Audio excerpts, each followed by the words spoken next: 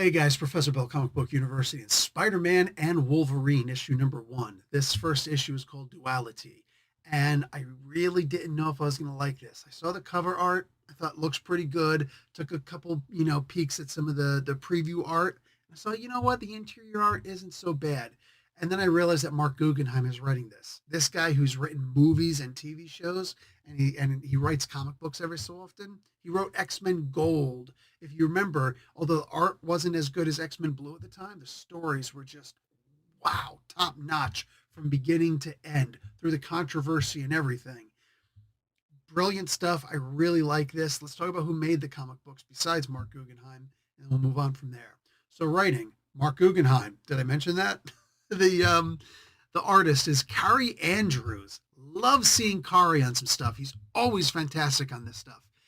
Brian Reber doing the color art, and VC's Travis Lanham on letters. Kari also does the cover art. So boom, we're happy here. We're sitting here pretty happy.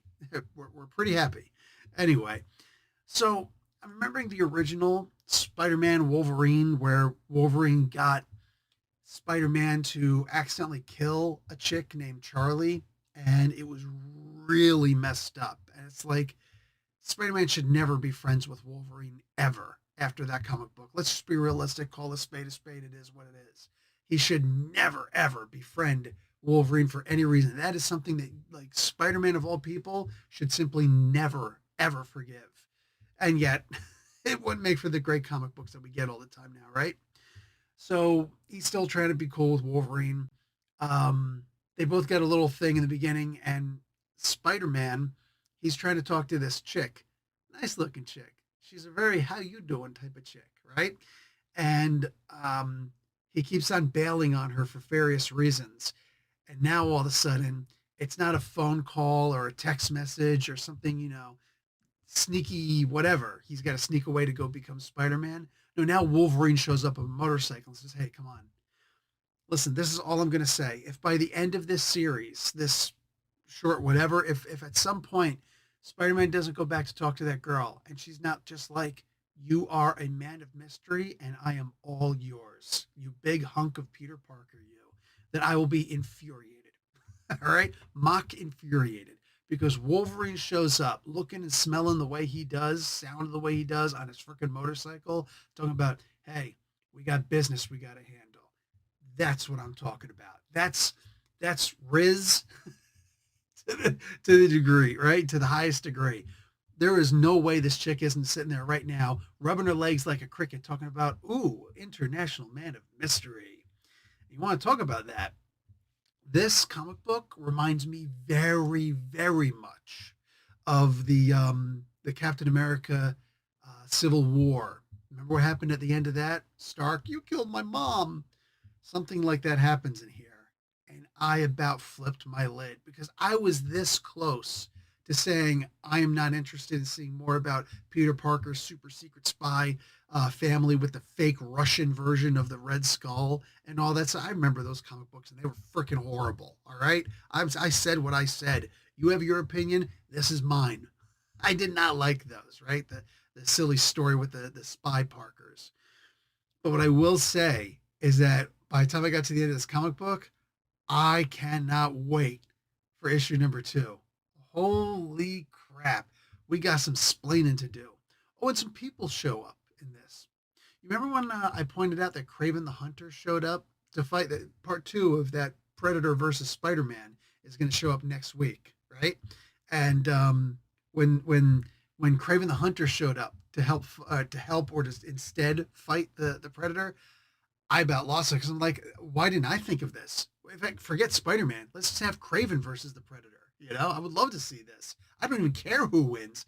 It's going to be an awesome fight, right? All of a sudden, Craven gets some new technology to go after Spider-Man. I'm loving that idea. Well, in this, Predator does not show up, but Craven the Hunter does. And he shows up with another Russian type, right? He was a Cossack. I don't remember what Omega Red is, but he shows up. So you got two Ruskies over here. Is that mean to say? Deal with it. Anyway, Russians are tough people. They can handle it. So shows up and is like both of these are going after these guys. And the first thing I thought was back in Batman, Superman, Batman, Public Enemies. You remember? I think it was issue 5 when Batman and Superman are facing off against Hawkman and Captain Marvel, Shazam, and they're like castling. I'm like, good idea, and they switch. Superman goes after Hawkman, gets knocked the f out, and Batman goes against Shazam, and that worked about as well as you thought it would work out. I loved it. That was like peak those two fighting together, man. Oh, I loved it. Way to make Hawkman like an absolute badass, even for just a panel or two, you know? Basically, I just punched you with the earth. Bam! Love it. Um, the Claw of Horus, baby. But in here, they don't say castling, and I would have been okay if Mark would have said, yeah, castling. I would have been okay with it. I would have been like, it's a total ripoff and I love it. But anyway, they just decide, hey, how about you take mine? I'll take yours. Like, okay. So you get to see these two switch. It was actually pretty cool. It was actually a good fight. And it didn't last for just a couple of panels. It went on for a bit. I did not think this was going to be a good comic book. I saw that it's in issue number 1. I'm trying to look for only issue number 1s if I can help it. Right? I made an exception with Aquaman last week. Forgive me, please. Right? Father bless me for I have sinned. But my point is, I looked at it and I really thought about doing it with the Flash this week also. Flash number 3, Absolute Flash number 3 came out. Maybe if I go back and read issue 1 and 2, it'll make a little bit more sense because it was a pretty good issue. But anyway, it is what it is. And if I have to read more than that, then I'm probably not going to do it. I think there's an absolute war or something like that. But anyway, back to this comic book. Really digging this fight. This, I don't know about blew me away, but it definitely brought me to the edge of my seat looking at this, thinking, this is great. I mean, this is almost like Acts of Vengeance, if you guys remember that from very late 80s, early 90s. I think it was 1990. Anyway, brilliant stuff. Absolutely brilliant stuff. And reenacting that in some way here, just with these 4 characters switching each other up. Absolutely loved it. At one point, Wolverine has to fight both of the villains because Spider-Man goes upstairs, and the whole premise here is they're trying to find a list that Shield has,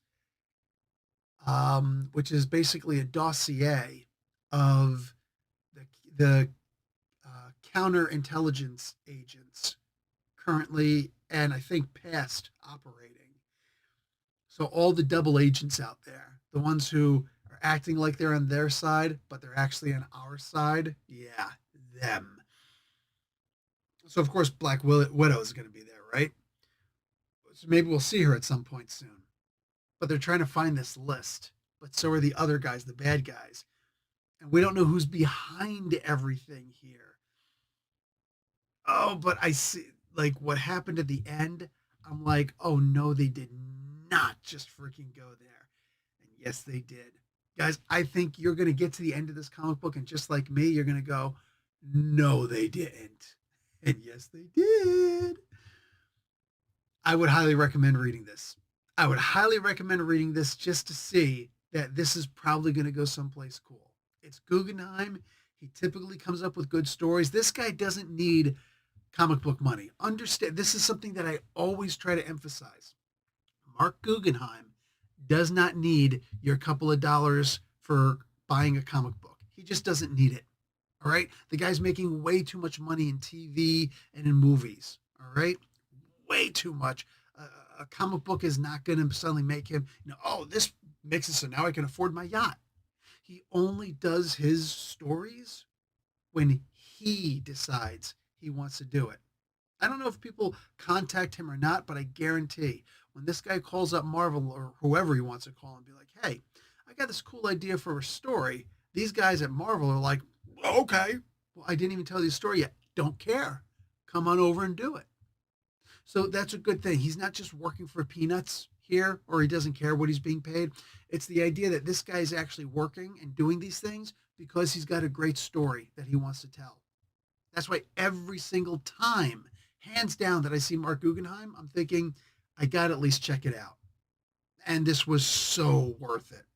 Guys, that's going to be it for me. Like the video, watch an ad. Professor Bill, Comic Book University. Class dismissed.